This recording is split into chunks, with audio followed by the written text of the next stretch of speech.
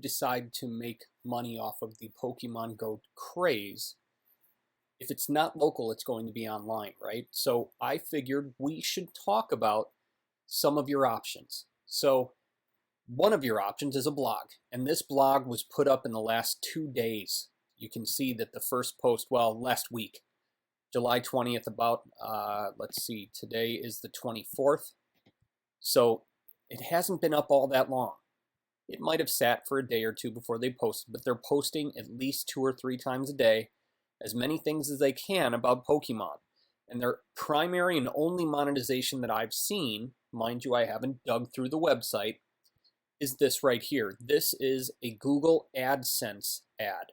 If you don't have an AdSense account, it is probably the easiest way to make money on the internet, is you just do cool things, attract your traffic, and when that happens, people will click on the ads.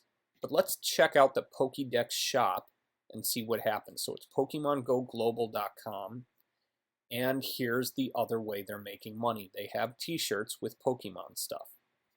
I'm assuming these are generally Amazon affiliate products, because there's no way that they built something like this in such a small time frame. So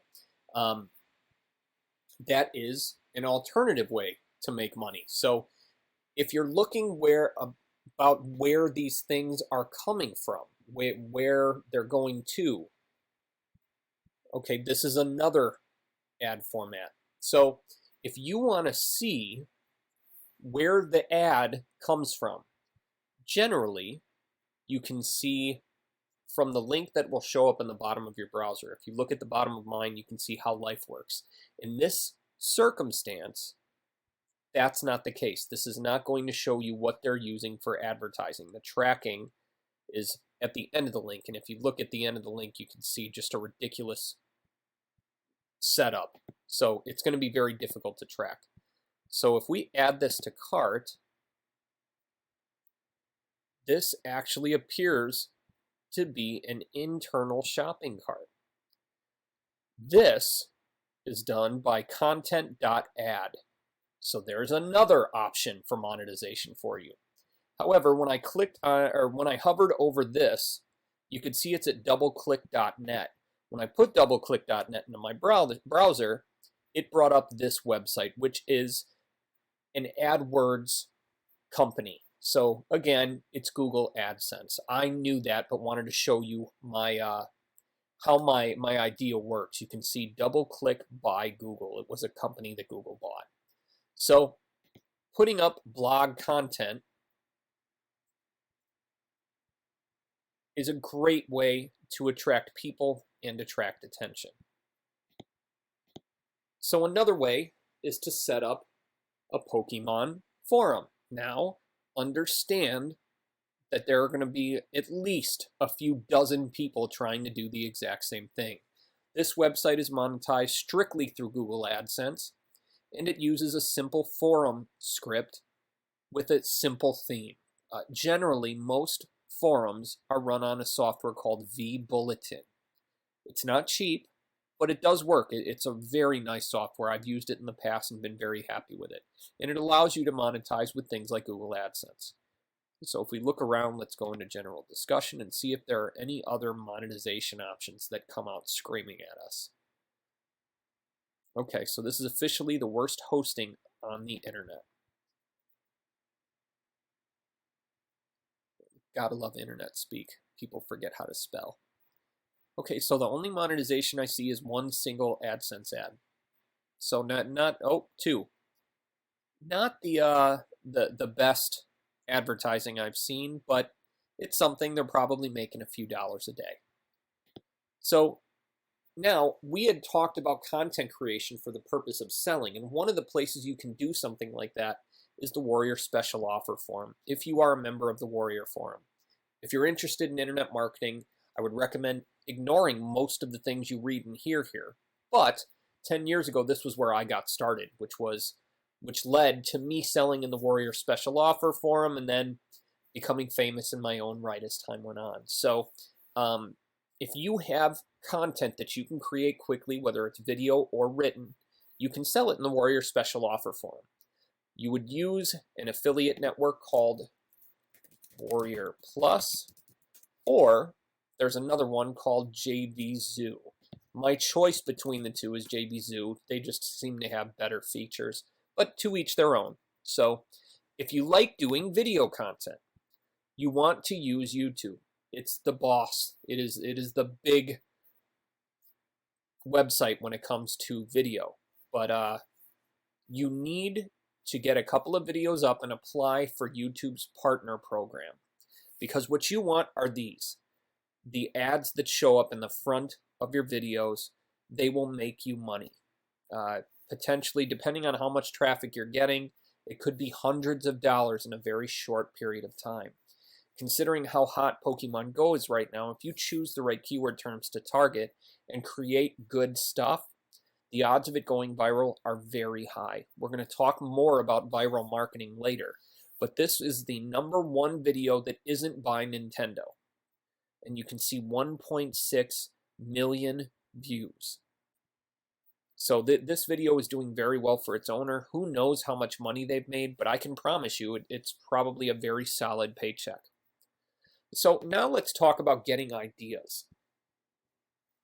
Understanding what you're going to sell is important, but going out there and actually selling it is more important. So to get the ideas to guide you towards being able to sell stuff, websites like this are going to help you. Now, these 10 Pokemon Go buttons for $5, they're probably not going to be anything to write home about.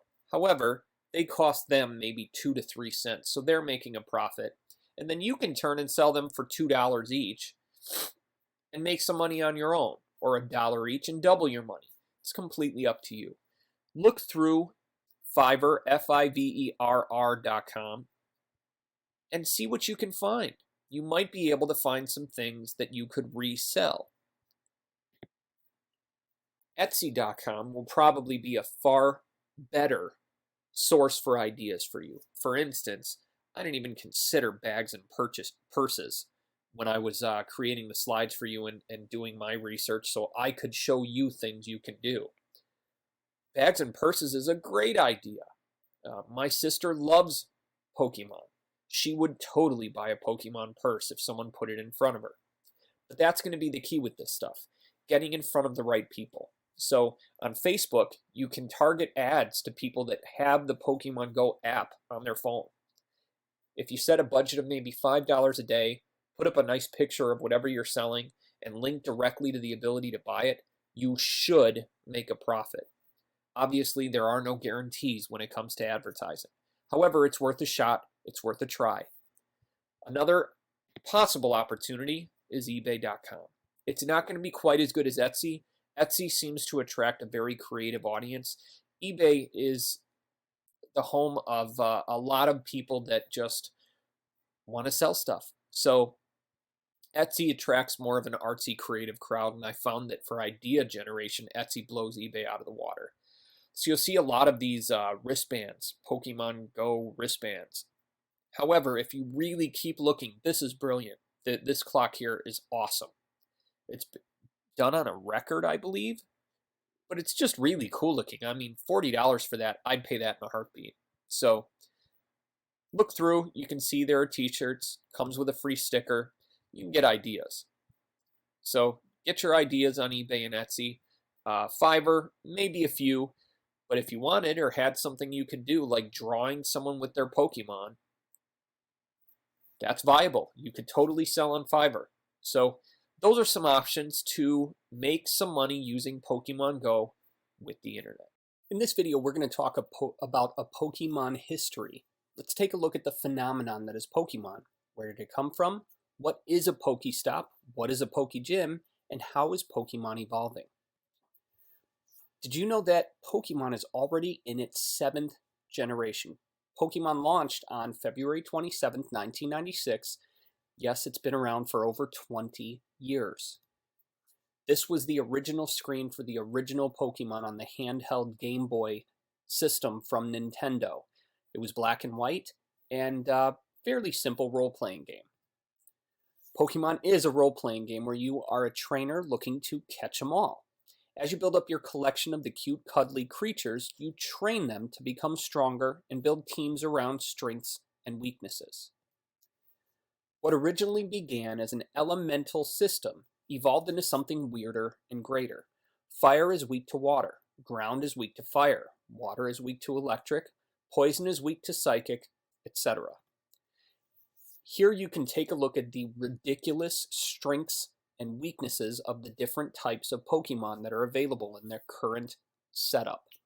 Now, in the current version of the Pokemon Go app, not all of these different types are available, but a majority of them are. Anything where you see a green plus is a strength. So water, which you can see third down on the left, is strong against fire. You can see that as second line to the right. Anything with a red minus is a weakness. Fire is weak to its own powers. Grass is also weak to fire, so is ice. Anywhere you see a black X, those types of Pokemon do 0 damage in any attack that is from their type. Now there are ways around this, but we're not really looking to get intricate and deep into how Pokemon work. So, especially when it comes to the Pokemon Go game, a ghost type attack won't even work on a normal type Pokemon. Obviously, I could talk about just this screen for quite some time, but if you take a look, you can see most of the strengths and weaknesses have a little bit of logic involved. You may love the electric type Pokemon, but a team full of them could be wiped out by a single water type Pokemon. Your team has to be made up of Pokemon of different types to capitalize on strengths and weaknesses of other teams. Most importantly, many Pokemon have 2 different types. Not only does that make you extra strong against the types of Pokemon they would be strong against, it also gives you extra weaknesses. Pokestops are a place to gather potions, buffs, and heal your team in the original game. They serve a similar purpose in the new Pokemon Go game, but we'll get to that in a bit.